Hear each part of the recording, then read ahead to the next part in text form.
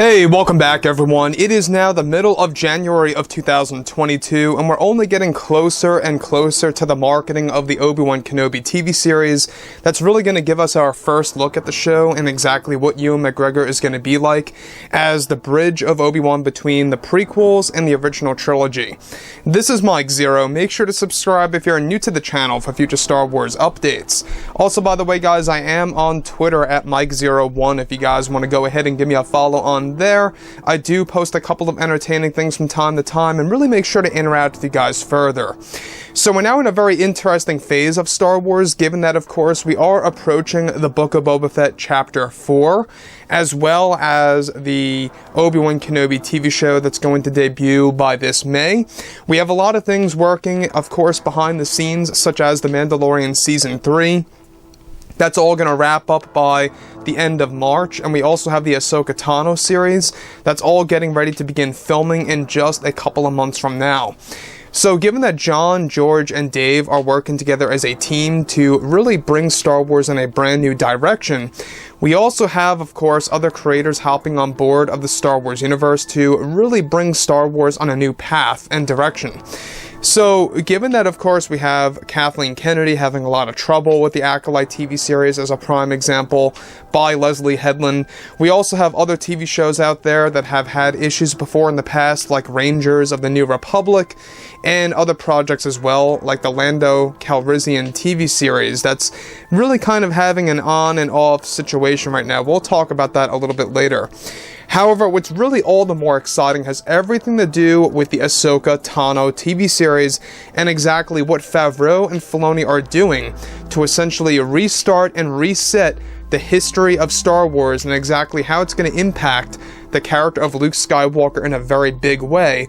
Then it's going to be unexpected. So what's really intriguing about all of this is that with Jon Favreau and Dave Filoni prepared to begin filming the Ahsoka Tano TV series, they are also getting ready to wrap The Mandalorian Season 3. However, both John and Dave are said to have very ambitious plans for the future of Star Wars, where one major plan is set to restart Star Wars history using the Ahsoka Tano series in a very unexpected way for the fandom.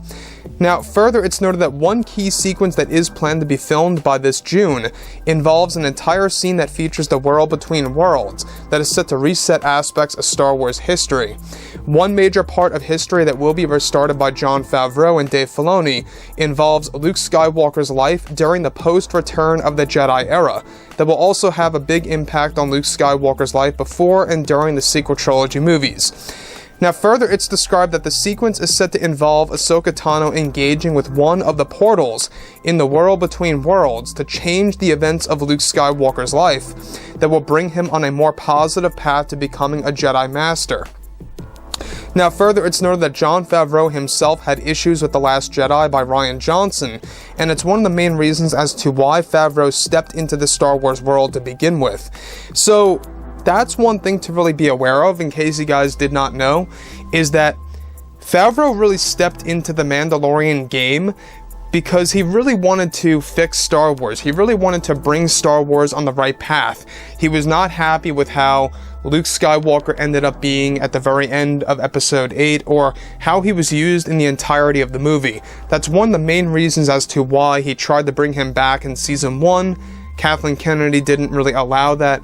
But when Jon Favreau had full control over Season 2, that's when Favreau said, let's bring back Luke Skywalker and let's make sure that Dave Filoni wants to do this as well. And once they both agreed on that, that's when they really were able to do something very special and magical when it came to Luke Skywalker coming back into the equation. So what they're now planning with the Ahsoka Tano series, this is key because basically what they are doing now is that they are planning for the world between worlds to be used as a tool, in a sense, to reset or restart Star Wars history, especially the history of Luke Skywalker and his path to becoming a Jedi Master. Now, one thing about all of this, alright, is that we already know that the world between worlds is going to be a very important factor in the Ahsoka Tano series in the way that the storytelling is going to be told. So, when you go ahead and look back at Star Wars Rebels and how Ezra Bridger was able to save Ahsoka Tano from being killed off by Darth Vader, they're basically going to be doing something very similar to the character of Luke during the events of the pre-sequel trilogy era, of course. We're talking about everything that happens before episode 7, but not quite just after episode 6. So, moving on beyond all of this, alright? So, Ahsoka Tano altering Luke's life through the world between worlds is set to be a key scene in the series that will alter Luke's journey to beginning, of course, his Jedi training, and of course, his Jedi Master path that he needs to be, and will even slightly shift elements of Luke Skywalker's thought patterns after the destruction of his Jedi Temple by the hands of his nephew Ben Solo. Now, this entire scene is said to be a complex one to film and will take weeks to finish between Rosario Dawson and a CG version of Luke once again. Now, fans are also going to get a new glimpse of Luke Skywalker's Jedi Temple getting destroyed, which allows Ahsoka to see events of the future. Now, it's said that some footage from The Last Jedi will be repurposed, similar to what Favreau did with Episode 2 footage of Boba Fett as a child for the Book of Boba Fett. While new footage will also be filmed, Mark Hamill has already been approached of filming scenes for the altered version of his Jedi Temple getting burned down by Ben Solo. So once again, they're going to be repurposing footage from The Last Jedi, but they're also going to be refilming new footage for, of course, this new setting of Luke Skywalker's life during the events of what we saw in the flashbacks of The Last Jedi. So essentially what they're doing right now is that they are going to be giving the fans a brand new take on how Luke Skywalker handles the destruction of his Jedi Temple and exactly how that's going to be used as a way to really drag Star Wars in a brand new path. Resetting the life of Luke Skywalker and resetting history of the Star Wars universe is key. That's exactly how the world between worlds is going to be used, and that is exactly how everything related to Luke Skywalker's life is going to be changed. It's going to be done by this realm. It's going to be done by Ahsoka Tano reaching out to Luke and changing his thought patterns.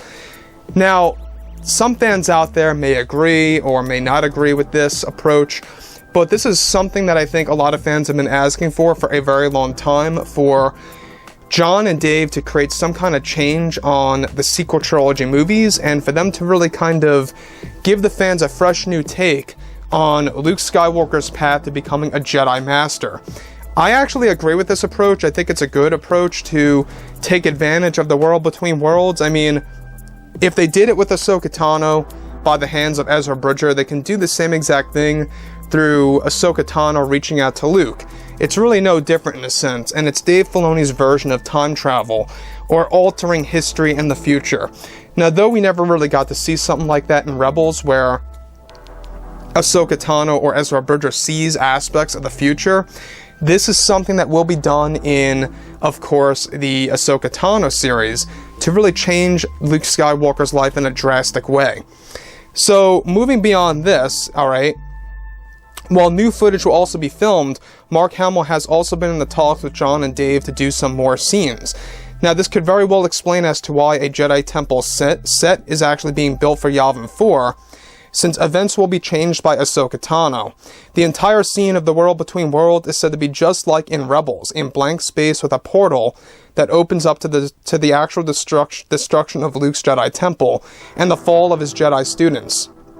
Now, aspects of history will be changed by Ahsoka during this point in time that both Favreau and Filoni are finding the right balance of what's too extreme and too little when it comes to changing the past and the future of Star Wars and its impact on the sequel trilogy movies. Now, the major plan by Favreau and Filoni will be a big deal in 2023 and is said to actually film in a very big way. The major plan by Favreau and Filoni will be a big deal as well to set everything up for the Young Luke series, simply dubbed as Star Wars Jedi Knight. So, one thing that we are very well aware of is the fact that this is going to be a big deal for Disney and Lucasfilm to set things right. So anyways, guys, drop a comment below. Let me know about all this in the comments, and if you guys did enjoy the content for today, do make sure to drop a thumbs up on this video to support the channel. I thank you all so very much for the kind support, and I'll catch you guys next time.